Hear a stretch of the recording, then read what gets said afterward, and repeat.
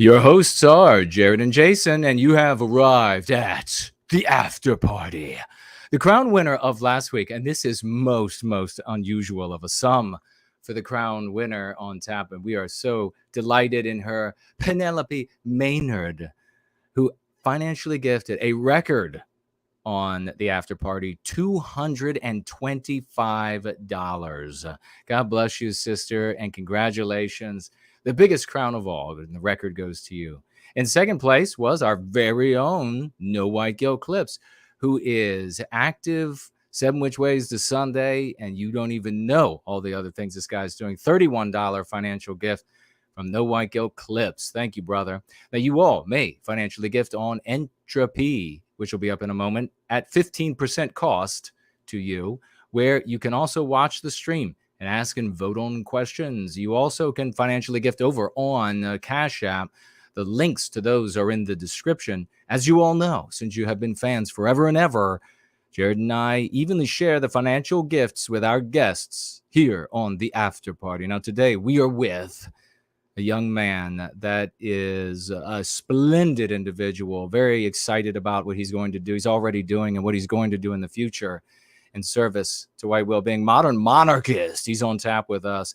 We're going to be calling him Tommy. You will too. Tommy, please introduce yourself to our esteemed community.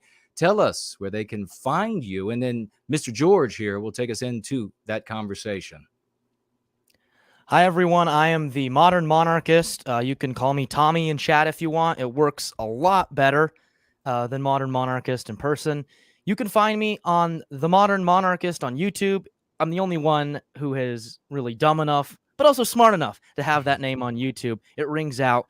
You'll find it. I do history with a little spattering of book and music reviews as well. I love books and music, but mostly history and how we can learn from it and appreciating what we have, you know, as Europeans, as Western people, and because it's so important, and no one else is really doing that often or truly pursuing it in a proper way that I've seen. So yeah, find me there on YouTube, and I'm looking forward to talking with you guys, Jason and Jared.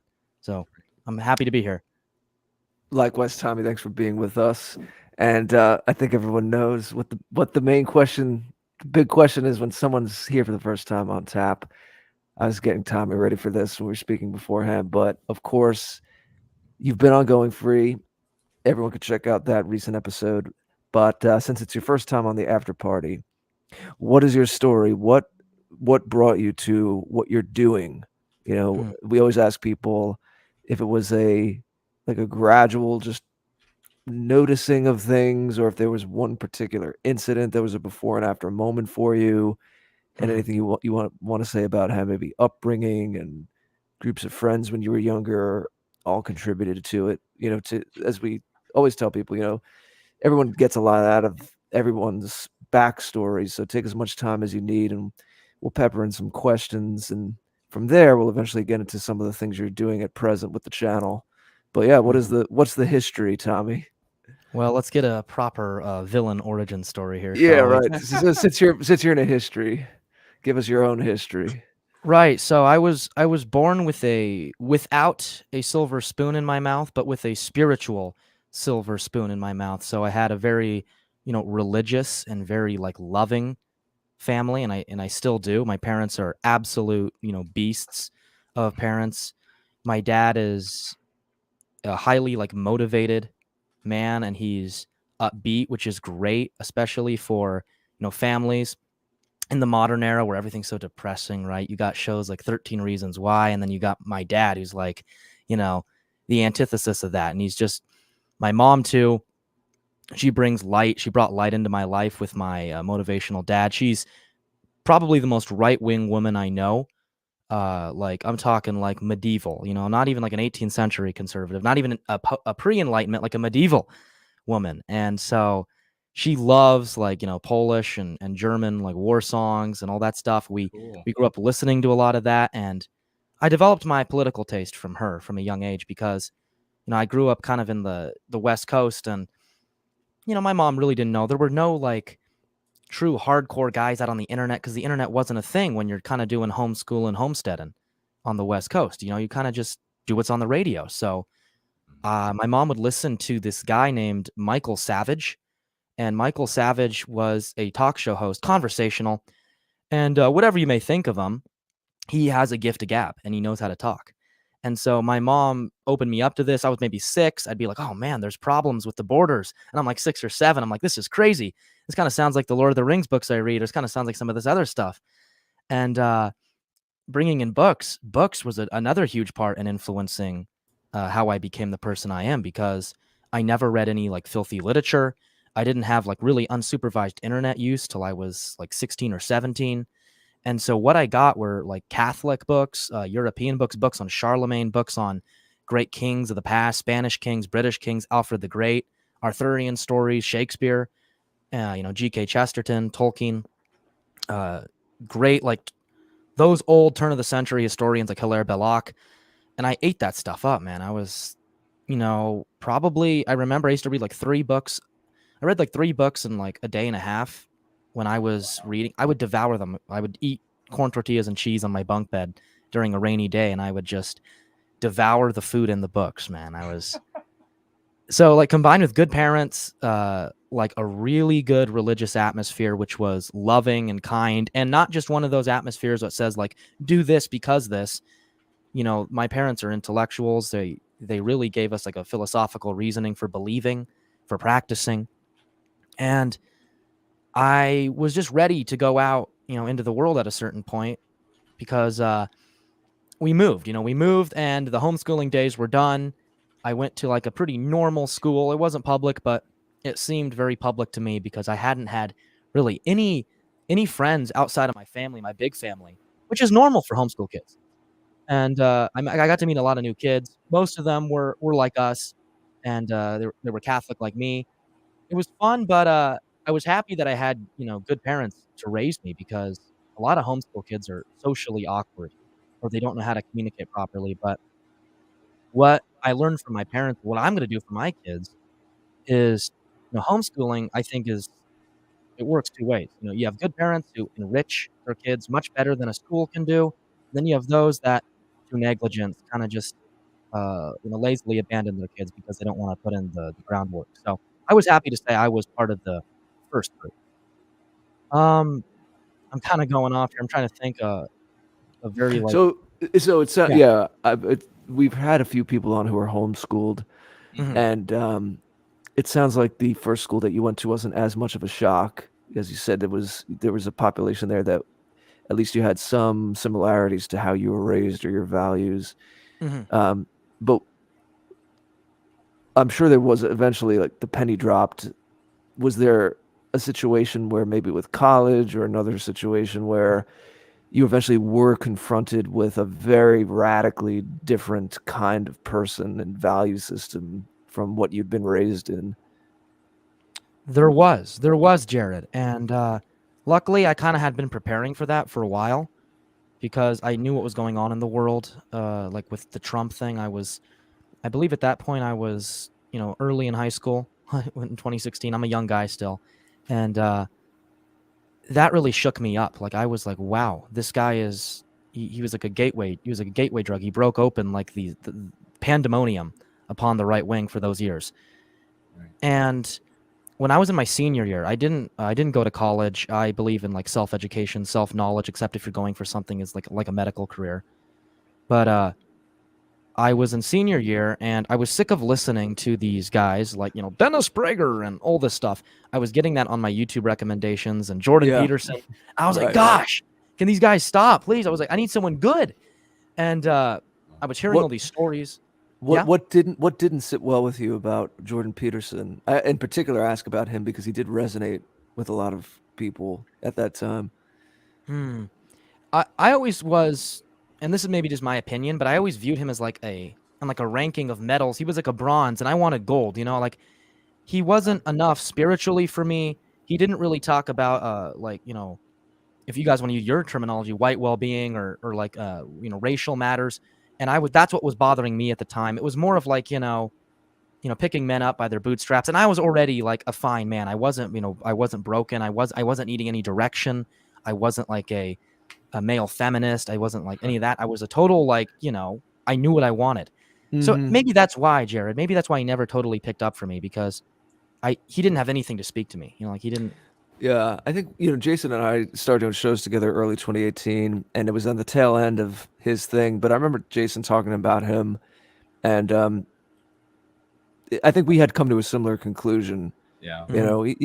Some things that he said definitely helped guys who were in a certain place and maybe needed to hear it. But there was something still materialist, and there was also, he was lacking, as you said, it's a classic white person problem, unfortunately, where Mhm.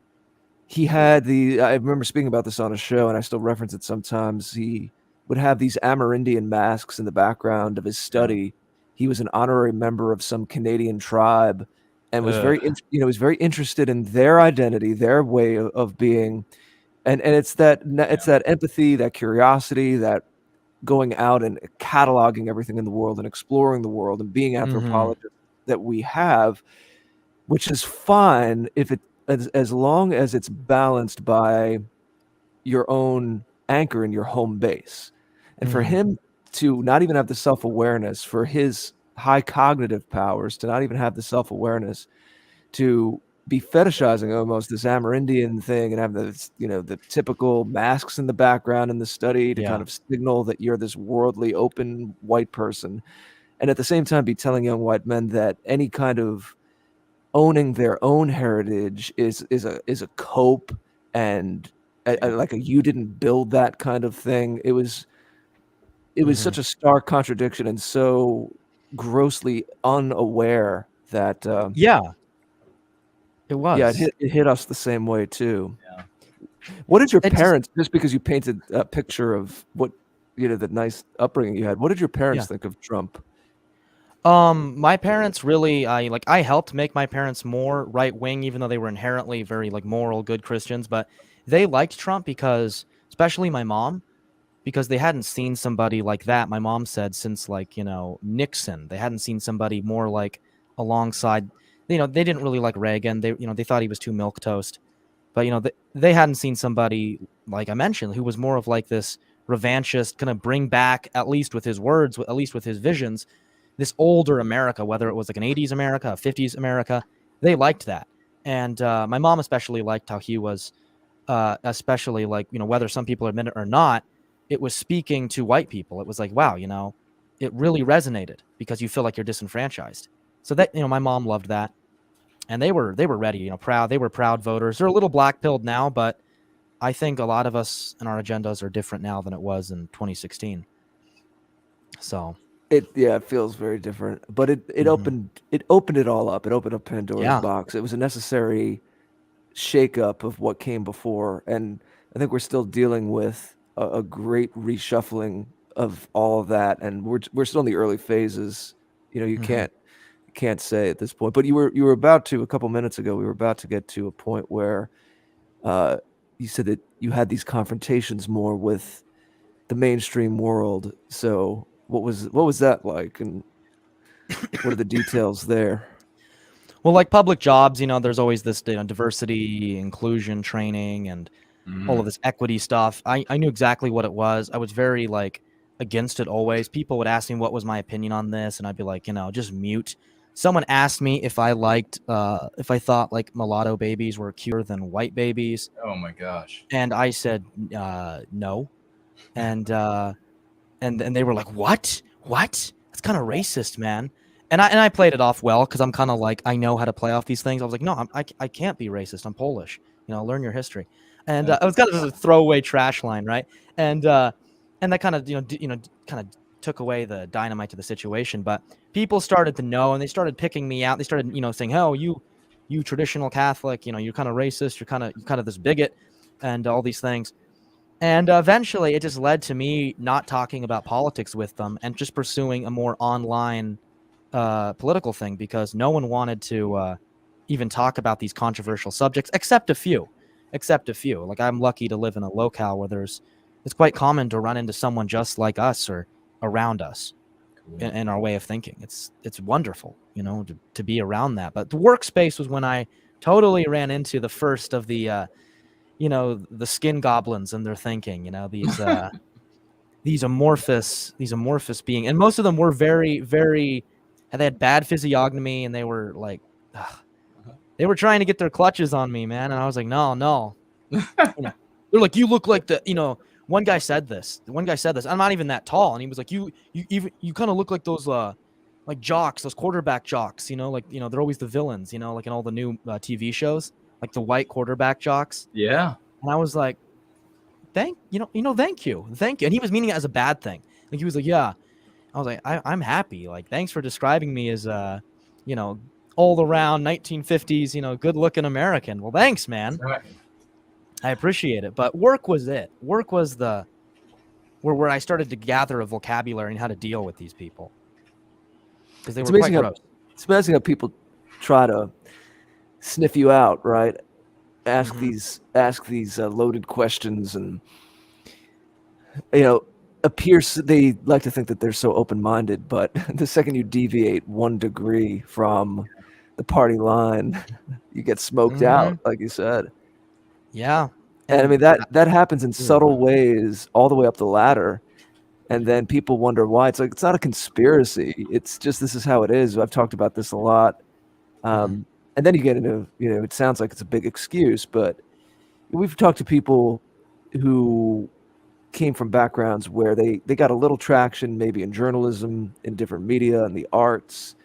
I'm a musician. I've had a little experience in creative scenes in big cities.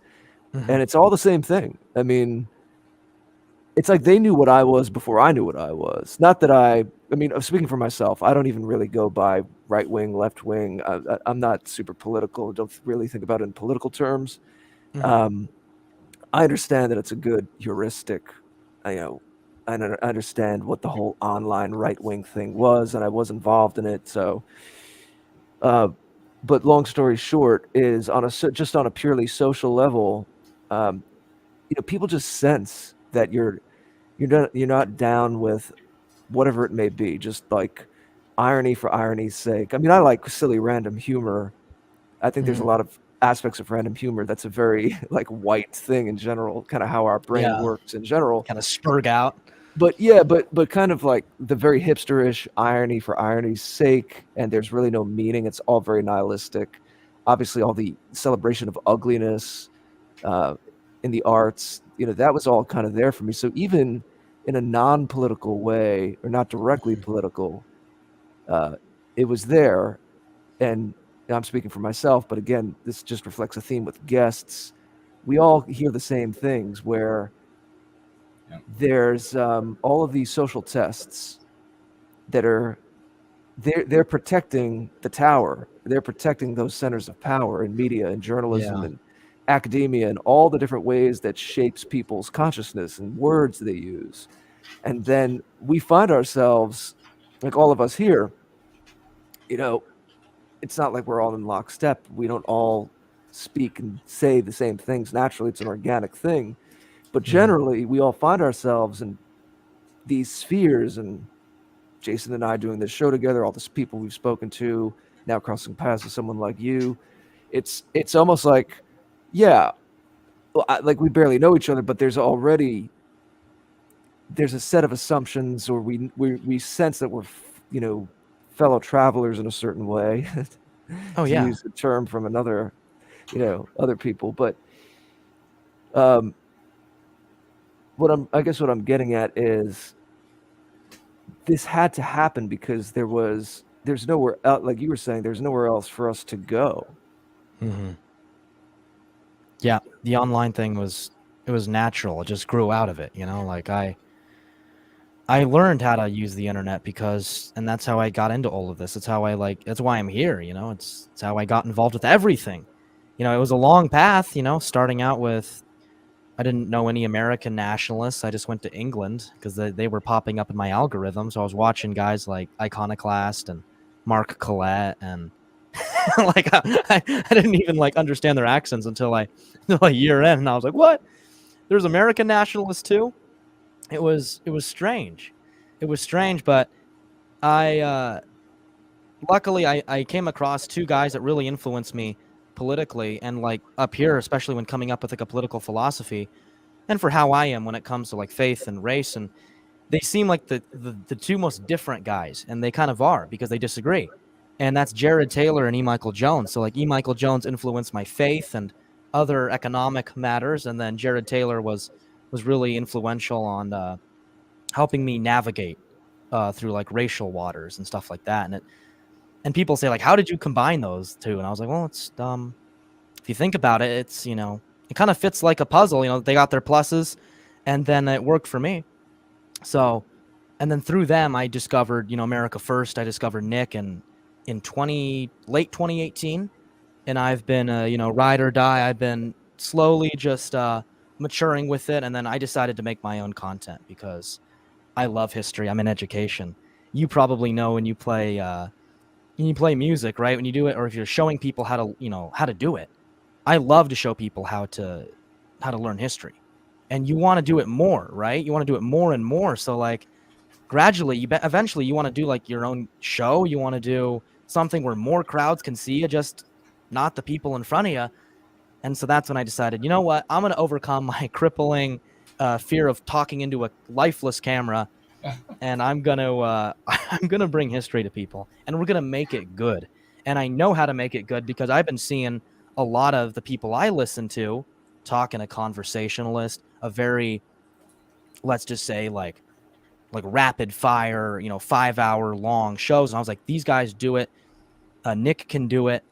And by no means can I go 5 hours. I mean, or like, that's insane. But like, I could do an hour and deliver a pretty, I would say a pretty, rapid fire, intense history segment, even on boring things. Like there's so much good history out there, Jason and Jared. Like even like Hannibal, people think, how Hannibal, the Alps and all that, but even like his ending days could be like content of a TV show. Like when he's fighting against Pergamum and he's with Bithynia, and he throws snakes onto his enemy boats. And so the snakes start biting all the sailors, and sailors back then didn't wear clothes because it was so hot, and the rowers too. And so his inferior navy he was, leading, destroyed this superior navy with snakes that they threw from pots. Like, isn't that amazing? Isn't that awesome? Like, and I tell it much more, much more dramatically than what I'm doing now. But it's so much fun. I know, like. Do you like teaching people music, Jared? Do you like, I don't know what instruments you play. I see a guitar in your Avi. I see a guitar bass. It's a guitar. Yeah. It's a guitar. Yeah. Are you a teacher? I wouldn't say so. In all honesty, no, I'm not. I mean, I would, if someone comes to me and they want to learn something about recording or anything associated, of course, it's, if the situation's right, it's nice to show someone something.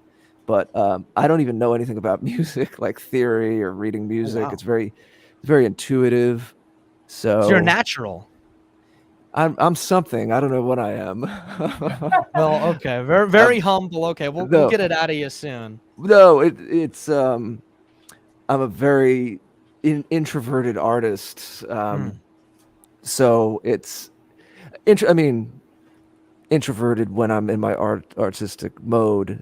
I guess extroverted enough to do shows like this, but yeah, it's a little different. It sounds like you're archetypally more of an educator, which is a beautiful thing. We need all puzzle pieces. Yeah. I'm just trying to be. You asked me a question. I'm trying to be as honest as I can be. Like, it would sound probably more polite if I was just like, yes, I love showing people. Yeah, I do, and then deep down, like, no. But I I wouldn't know how to give someone guitar lessons. I mean, I would just show them things. Again, not to say I wouldn't be happy to help someone if they, in earnest were looking to do something and I could help them, of course. And I've been very graciously helped by other people, so you always want to pay it forward. But it sounds like you're getting back to you, since you're our guest. You're an educator. You like educate. No. You like educate. I just want to make sure you get enough time. You're an educator, so. Yeah. It's almost like you're developing this style of entertaining history lectures through your channel.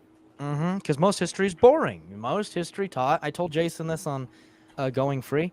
Yeah. It was most history is boring, and you get teachers, and and history is a very masculine thing. It's full of violence. It's full of great events. It's full of, dramatic and decisive men for the most part. Yeah, you got your spattering of women as well, but it's when you have like very, feminist teachers. Most teachers that are women are feminists now, and then you got emasculated men teaching history. And even at, normal good schools, it's like you get these buttoned up guys who got like more dust in their head than the book that they're reading from. And it's just like dry. It's like sawdust.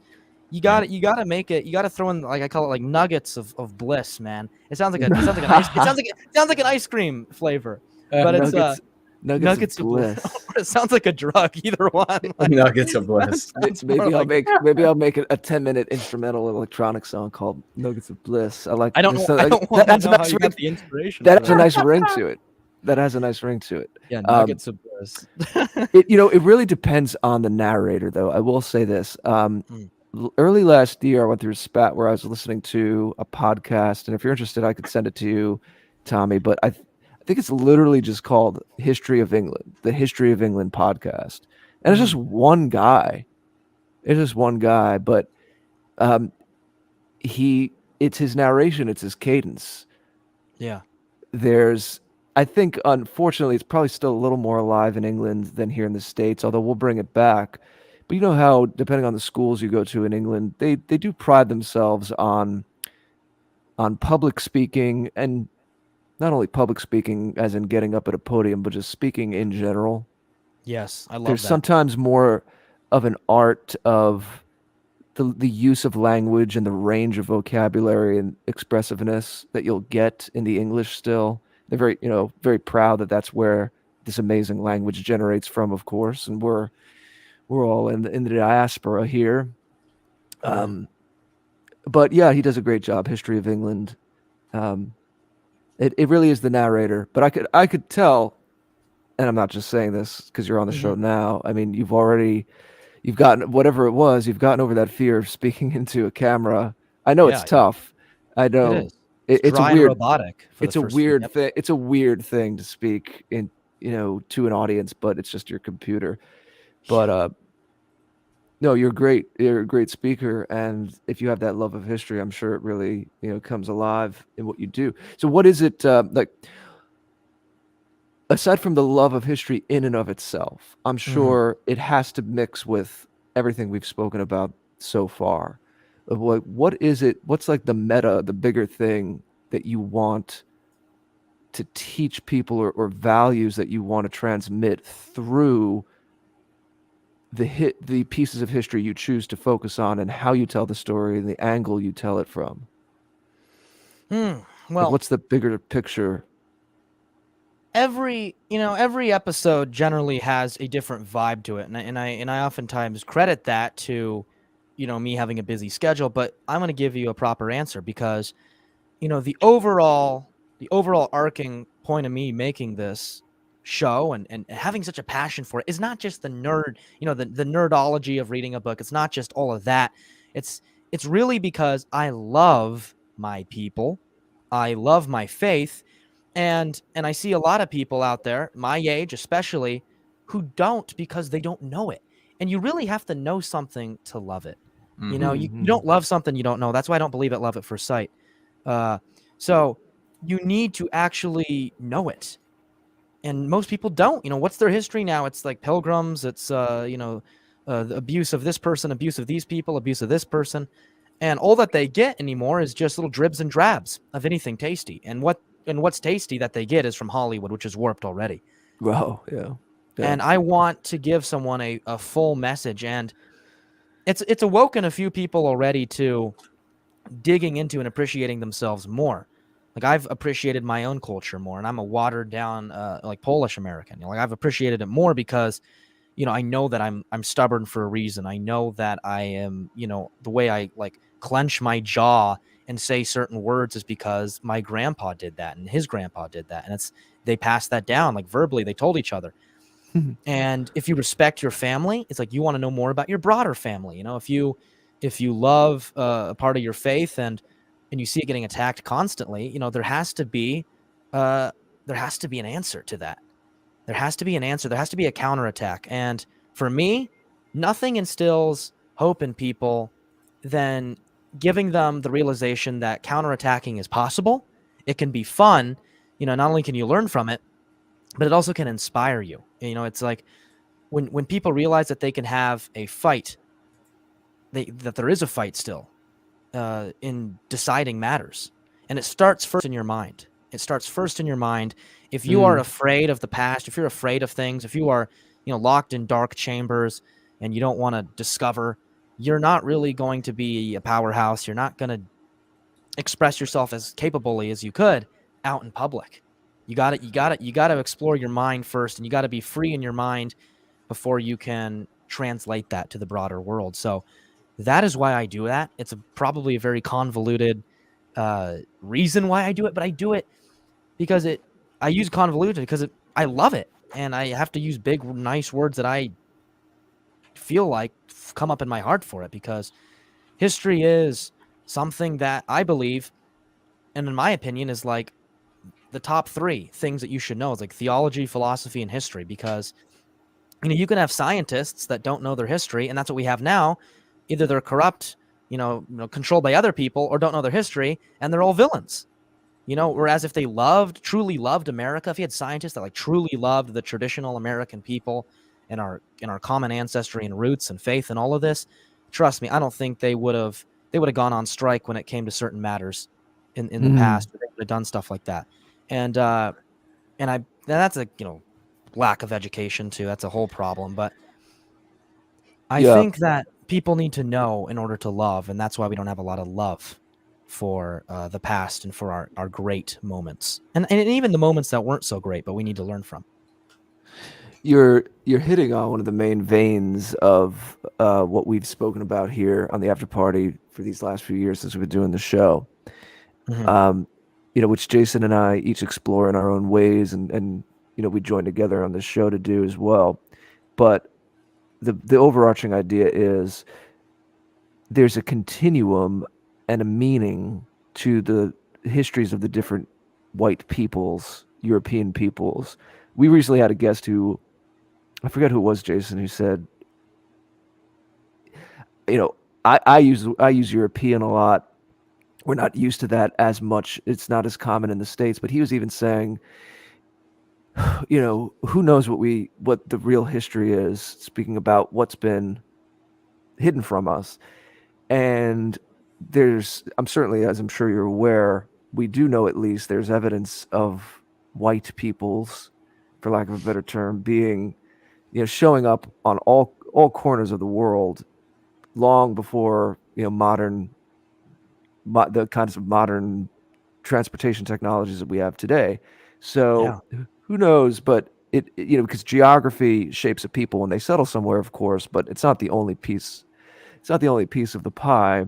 But all that to say, this idea of a continuum, and especially for Americans, because it is interesting, it is very interesting that maybe it was just happenstance.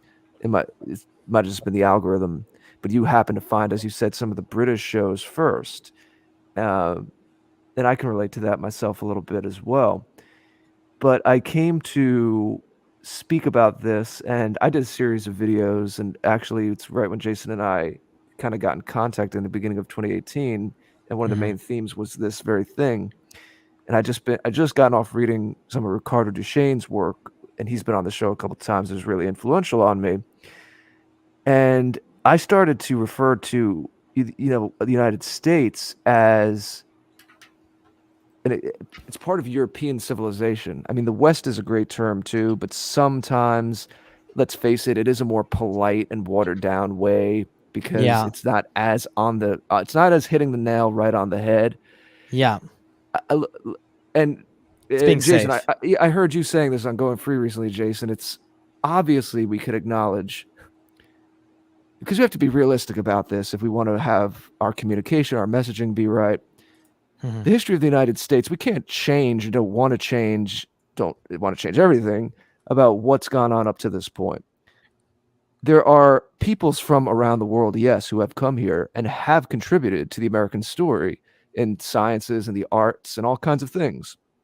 And those in a proper context, if we were healthier and there wasn't all this poisonous messaging, of course we could celebrate and acknowledge those things and not use them as these little shards and darts to take down. Like every little movie, it's not just about celebrating such and such story. It's trying to say this shows that this is the real America and that white people are nothing. It's this like all or nothing, anti-white, zero-sum game kind of thing. I don't have to explain it to you, but this is all I'm taking a bit of a scenic route in asking this question, so I apologize. I'm getting a I little like long. it. I like when anything's descriptive, man. I'm getting a little long-winded, but I'll claim poetic license. What I'm trying to get at, Tommy, because I want to get. You're an artist. That's true. Maybe there's a fine line between using that as a descriptor and it as an excuse, but I really do want to get your feelings on this because again, it's something near and dear to Jason and I, and is a running theme on this show. Is we have to start thinking of this as a bigger story of all of us, and there's a reason why when Americans go to Australia, it's a much more at home. Yeah, of course, there's some different laws and there's different cultural things, different foods, this and that. But Australia and America, your common day-to-day experience, it's not going to be that different because these are societies created by us. Now, if we went to the middle of China or India, off the reservation, because a lot of people here would say, oh, I've been to India, blah, blah, blah. Yeah, okay, you stayed in a 5-star hotel in a major city, a westernized hotel in Beijing or New Delhi, or whatever. Come on. I'm talking about the average experience of the people. It's a different planet. Why? Yeah. Because, as Jason would say, America, first and foremost, is in the hearts of European peoples. If we went to Mars and made colonies on Mars, they would, of course, have to deal with the terrain of Mars and terraforming and whatever this technology is that allows us to live on Mars. It would look different, but it would still bear the marks of European instincts, okay? So Americans have lost this idea of us being a European diaspora. For whatever reason, I was kind of tuned into that. I never kind of lost that, but I've spoken to people who, and I can understand this to some degree. It's a tough thing. They're like, look, my friends I go skateboarding with or play video games with or whatever is a mixed group of friends, black, white, Hispanic, and we generally get along. That's great. I don't want people to not get along, but they're like, I consider them, they're my friends. They're here. Why would some random guy in Poland or England be more quote unquote my brother than these guys? And look, it's complex. There's varying levels of kinship and closeness that human beings have. It's not this like clean, easy formula. But I do think that we desperately need this sense of continuity and story. And that's why, history, what you're saying, is a huge part of this. So being that you're so into history, here, I'll put it into one simple question is, what has your study of history taught you thus far? And what do you hope to continue learning about how, especially in a diaspora society like ours, the United States of America, that there is a continuity to the European peoples and common across our vast, true diversity of different ethnicities and cultures, that there's still, what have you found that unites us? What are the things in our folk tales or histories or instincts that shows common markers and shows a story? Again, this isn't to whitewash people, because anyone listening outside of the United States, if you're new, Jason and I are not those typical Americans that are like, we're all white and that's it. Yeah. There's a difference between the Welsh and the Hungarians and the Polish and Italians, and even there are many regions therein. We don't want that to go away. We want to celebrate that and amplify that, but at the same time, acknowledge that there's very important fundamental things that still generally unite us. There's a reason why the sciences spread among different European universities. It didn't stay in one country. Arts movements between France, between Italy, Germany, they all affected each other. Fairy tales. I did a video that showed a lot of this stuff, and we briefly noted, do you know that the Cinderella story, you could find it in Italy, France, England, all over the place. These folk tales, they have the different local spins, but the moral lessons and the general characters and symbolism, which of course represents deeper things about our consciousness, it's still there. Now, we don't get taught these things in school. We don't get told, oh, there's a version of Cinderella everywhere, which on the surface might seem superficial. It's just, oh, a nice little kid's fairy tale. I don't think so. I think it shows a lot about mindset, mentality, consciousness, value system. So I'll shut up now. You just gave me, man, I don't know which part of that big buffalo I gotta take down first. It's all about the continuity, the continuum, and what you see as commonalities amongst European peoples from your study of history. And I mean, how do you, on a personal level, if someone said, okay, you said you're primarily Polish background. Yeah. Like, how do you deal with the criticism then? Maybe this is a way to enter this, and then we could get into the bigger philosophical stuff, but we'll get down to more like brass tacks level. They said, well, you wouldn't have been accepted by the Anglo establishment 100 years ago. So how is there such thing as being white? That whole thing. I know being white is kind of like, it's like that word for me has been, I would say, like, not troubling, but confusing when really trying to define it, because, you got, the richest African American in the whole world, Elon Musk. He's white. And and then you got, but he's not from Europe, so it's like, what is white? Does white mean people from Europe? Is it just the color of skin? Obviously it is, but like, well, his ancestors are from Europe. Yeah, there's different shades of it. There's all of this.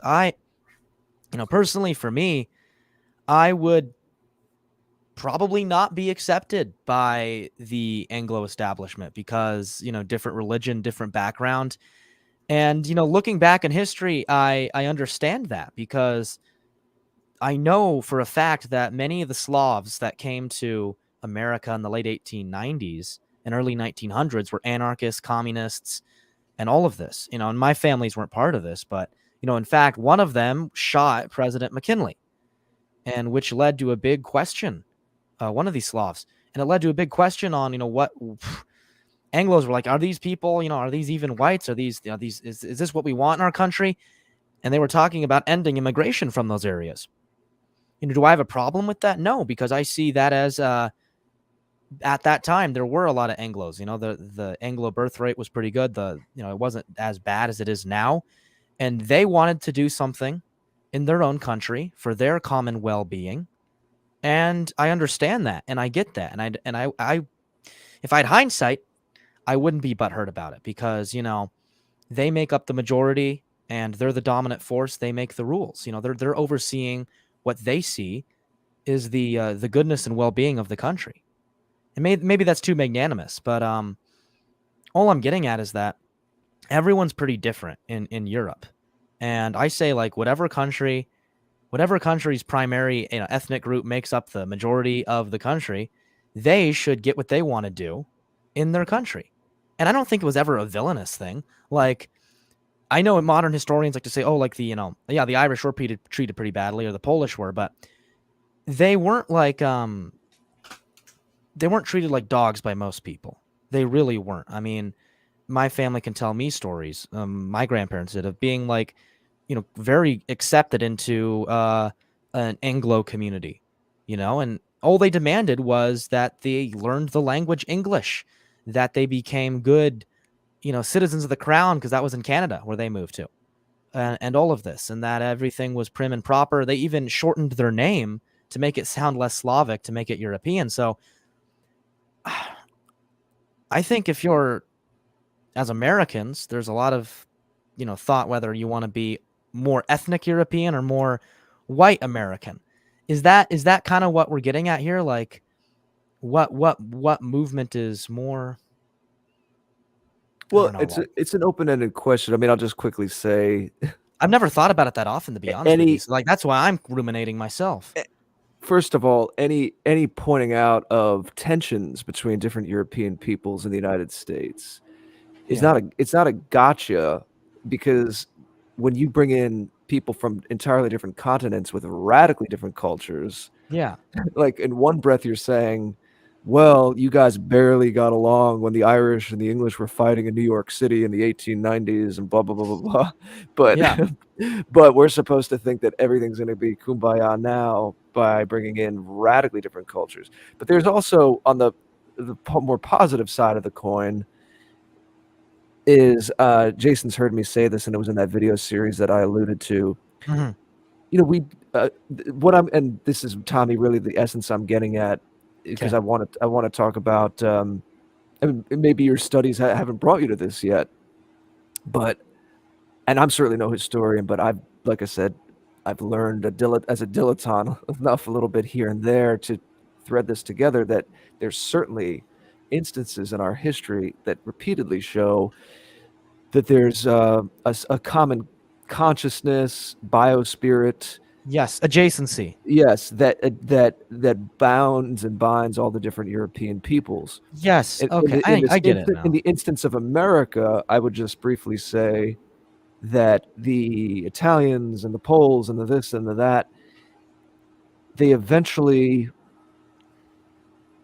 became this American ethnicity, and I know that that's also used against us, because right now you'll have people say, well, yes, if you just give populations X, Y, and Z from the Caribbean, from South America, if you give them a few more decades, it'll be the same thing. But the thing is, we've had Caribbean populations, let's say in the case of New York City. Yeah. Puerto Rican population's been there since the 1940s. They're still very, very much their own community. They have Puerto Rican Day Parade in June in New York City. They have their own neighborhoods. They still speak Spanish. They do business with themselves. It's not the same with Poles and Italians. There's a little bit of ethnic pride. They might still have clubs and little ethnic parades or festivals, but it's not the same thing. You don't have. When has Sons of Norway been bigger than Puerto Rico Day, right? No, no one knows what Sons of Norway is. Yeah, and in terms of a national thing, do Poles have their own TV network? Do they have their own award shows? Do they have their own magazines? Do they have their own subsidiaries of greeting card companies? Yeah, no Telemundo for Polish, no. Exactly. Do they have departments in universities that are there to clearly represent their interests, their history as a distinct, unique people that have a different story than the what they see as the ethnically mainstream American story? No. The answer to all of this is no. So it very much shows a common European consciousness, and consciousness is just one way to say it. You could look at it on a biological level, a spiritual level, however you want to phrase it. So yeah, I just want to keep kind of picking your brain about. We always like to talk, like, for example, when people on this show have lived in a few different European countries, or like lived in America, then went to Europe, then came back, I always ask them what they see as the similarities and the differences and the similarities, and we always get these answers about, yeah, of course there's these differences, but there are these very tangible commonalities that clearly show that there's this way of being. There's just this whole set of assumptions that creates culture and your day-to-day life that is common among all of these different ethnicities within our people. There's common blood between almost every European. It's like we've lived shoulder to shoulder, nations and people with each other for thousands of years in many cases. Even before Rome colonized the southern reaches of Germania or beyond the Danube. There was so many different people, and I think there is a brotherhood from living together and sharing this. Yeah, you got Slavs, you got Germanics, you got Anglos, but it's like we're all part of the same storybook. I think, at least the way I see it, I know a lot of people see it this way too. It's like we all may be different, but we're all part of the same family. And a lot of it has to do back with the common blood. For me, it has a lot to do with a common religion, very much so, common blood and religion. Those two things for me is really what defines me. And if you want to say, Christianity is a broader thing, yeah, That I will use that as a broader thing. Yeah, that defines us. Whereas even like native people who in Africa or in South America, they may profess Christianity. They may, but they still mix it with their what's called animism and all these things. And I would not call that my thinking or my people's way of thinking even. And it certainly doesn't reflect my faith. So I think in Europe there is this sort of it's a special stew where religion and blood have been commonly bonded. Yeah, there's been bad times, there's been wars. I mean, I want to keep your YouTube channel, Jason. I could talk about certain wars which kind of drove a couple hammers and sickles and axes into various different peoples and nations, but yeah, there has been squabbles between European peoples, but ultimately, like anywhere yes, on planet Earth. Anywhere. That's exactly what I'm getting at. Is there's a big reason why all the Indians. There's so many different ethnicities in India itself, but they're able to point out when there's a European there. And same with the Chinese. Everyone in China, lots of different ethnicities there, but they're able to point out when it's a European, not just the obviousness. They're able to point out even an Americanized Asian. It's just there is this a common thread for Europeans, and I think it exists because of our proximity, this energy that Europeans have for creation, for civilization building, and there is I believe a common respect as well. Like you look at Germans respected the English for many years, English the Germans. France was the center of arts and culture and music and perfumes and everything, and everyone wanted to go to copy Versailles. In fact, Frederick II of Prussia spoke better French than he did German because he thought it was, the best. He thought it was the creme à la creme, So there is this respect despite these so overblown squabbles, that everyone says, French are cowards, all these things, the Irish are lazy, all these things. It's like there is this connection, and even I see it all the time too with people say Welsh and English are very different, but there is this sort of like togetherness when they are both threatened, they will come together. It's like when backs against the wall, the Welsh and the English will, work together. And I've seen that too, especially when it comes to nationalists. Like in the America First movement, we have these Canada First nationalists, we call them, and one of them's name is like Tyler Russell, and he is our, he's our white brother, he's our white brother. And it's like, yeah, there's a border there in Canada. Yeah, there is. But he's working for the same goals just in his respective country, which is, a respect of his own people, bringing back of traditional values. And it's like, I don't even see him as like a foreigner. Isn't that funny? It's because it's like he believes everything that I do just about. And he's like us. We share like similar ancestry to some degree. And we have this common respect and love for our ancient past, our middle past, and our not too long ago past, and now. And that all ties together in just a beautiful web, I think, of for me and Tyler and maybe for you guys as well. But a lot of it's blood, like just sharing common blood and customs that come down from that from over the years, and also this religion as well. And that's what makes me think that Europeans are actually more unified than many people say. Is this commonality between faith, between the blood mixings. I mean, heck, do you think that the Vikings and the Slavs, they were two totally distinct people, but they created their own thing, the Kievan Rus, and with of course a Viking upper crust nobility, because that's what it was. But more and more as it mixed with the Slavs, it created another little ethnicity there, and people are gonna start saying, "Oh, you're a Ukraine supporter because you said Kiev, all that thing." No, don't get into that. I have people criticize me and said that the Kievan Rus would actually have supported Ukraine. And it's like, what? That doesn't even make any sense. Like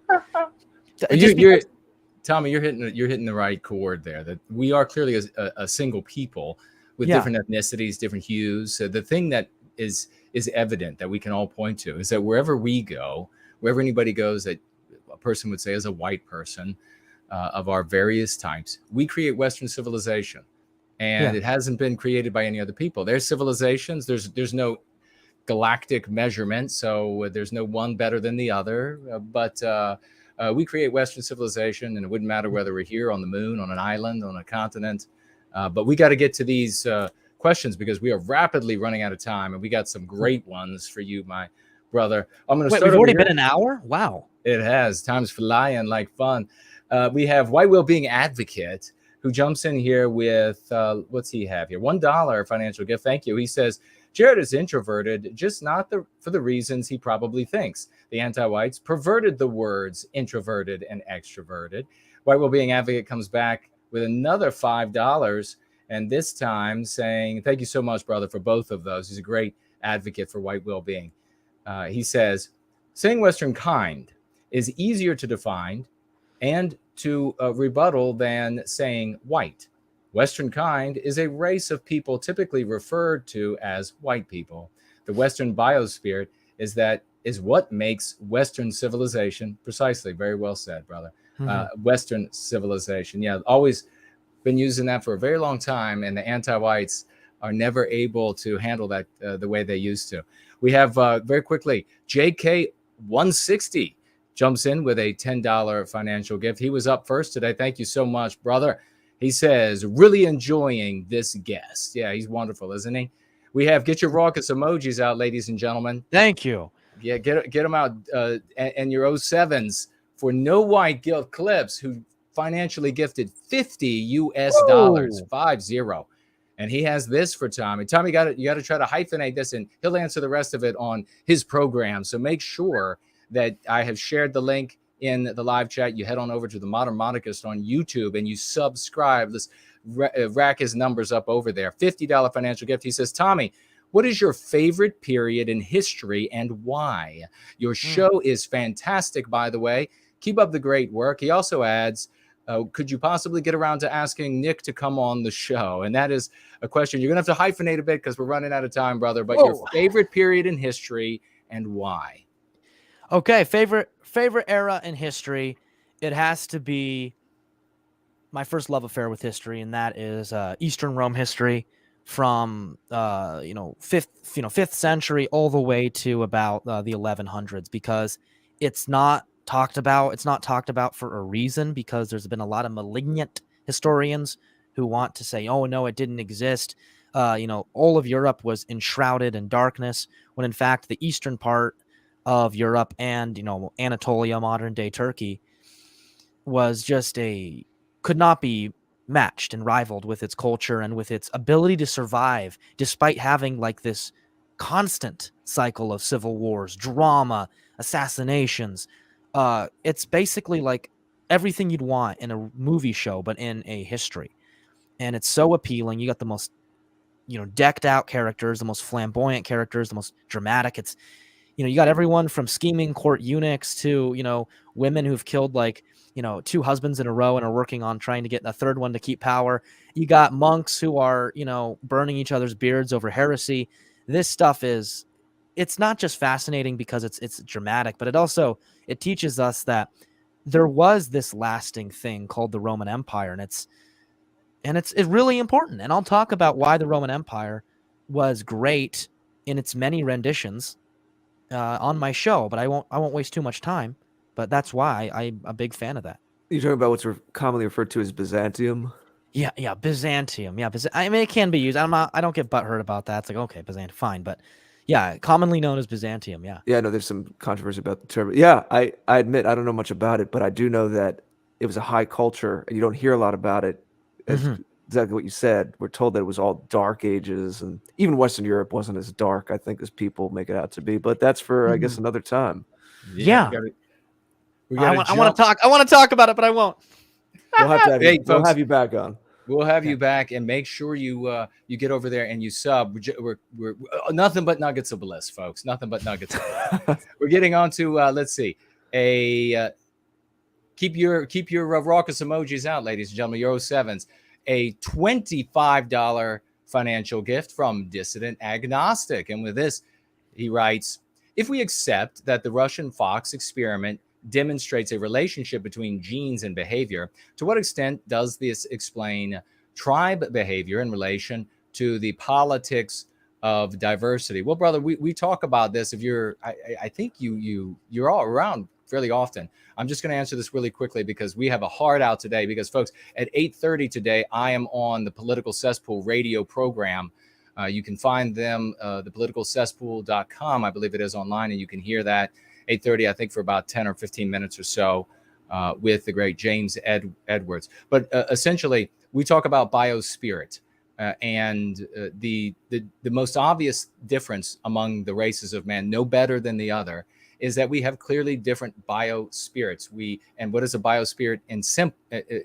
I guess simply is instinct. Every animal has an instinct, and we believe that we have souls, but we're in an animal body, and so we have instincts. And those instincts in a complex animal, in their aggregate, manifested on environment, is culture. That's why we have Western culture. That's why you have these different cultures. That's why when another group of people gain what we call numerical courage in an area, you see that area change to represent their culture.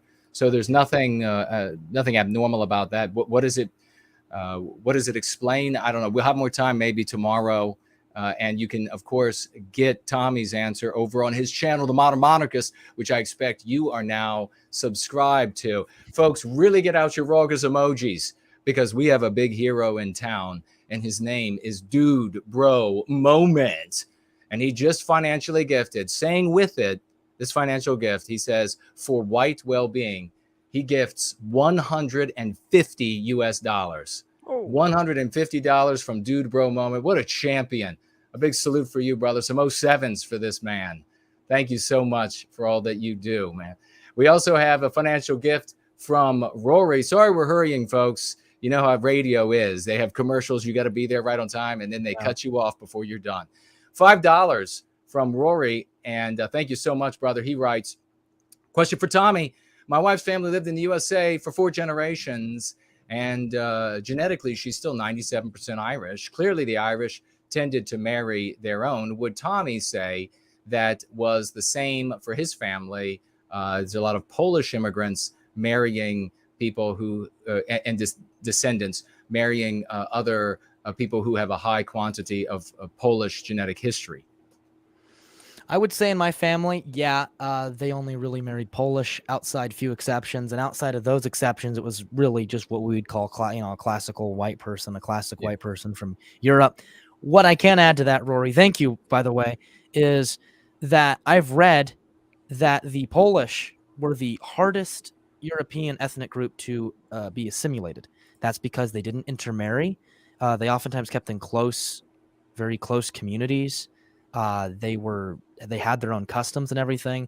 And I know the WASPs didn't like that, because when I believe it was some kind of intelligence group was trying to break into a Polish neighborhood to look for socialist literature, not even the best, translators could even read this jarbled language of Polish. It was beyond them. So yeah, generally speaking, though, it said they did not intermarry that often with people of other backgrounds. So I would say, yeah, they kept we'll keep you talking here, brother. And I would like you to answer as you give folks your quick final thoughts where they can find you. Also, why the Templar flag in the background is an unpaid question here as well. An unpaid question. Okay, so why the Templar flag? Well, that's the flag of really like the Crusader states and all that. I'm a big Crusader fan. That's one thing you have to always defend when you're a Catholic. So, why'd you go off to the middle of nowhere for no reason? It's like, well, let me give you a reason. Watch the show. But anyway, I do that because that is it's kind of it's a flag to represent really this militant spiritualism that I do have. I'm an intense believer. I'm a firm believer, and it's a reminder to me that along with my flag, along with my nationalism, I got to keep an eye and a focus on God and kind of an eternal Jerusalem as well. And I don't mean not like I support the other one, but I mean a sort of eternal goal. I'm using a very kind of like a prosy type of word there, but it's to keep an eternal goal along with the present or the best type of utopia we can create on Earth. Maybe Blake's Jerusalem is what we're conjuring here. More poetic, as you said. Yes. Well, I could think of perhaps 2 full shows we could do. I'd love to have kind of the idiot's guide to the Eastern Roman Empire. I'd love to pick your brain about that because my style of learning is, I mean, reading is amazing. Obviously, Yeah. I think everyone should read more. I need to read more, but I want to talk to you about music too. Okay, we're gonna sure, bring you on your sure. show. We're gonna Oh yeah, talk. you said you talk about music. I wanted to ask what kind of music you're into. We didn't even get to that, but Yeah. I love picking people. I love having conversations and asking people questions and learning that way. I love talking to someone that knows about a topic and picking their brain, and that's my style of learning, whatever it's called. And hopefully it is yours. It's the listeners too. So we'll have to have Tommy back on to ask him about Eastern Europe and maybe also about.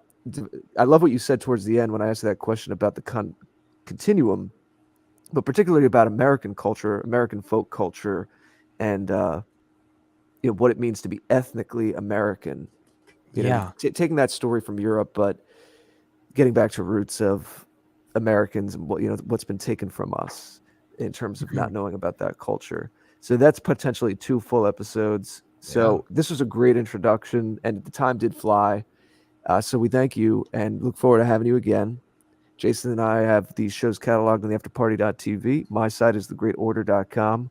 And we will talk to you all soon. Jason is on with James Edwards of the Political Cesspool coming up very soon. Yeah, check it out, folks.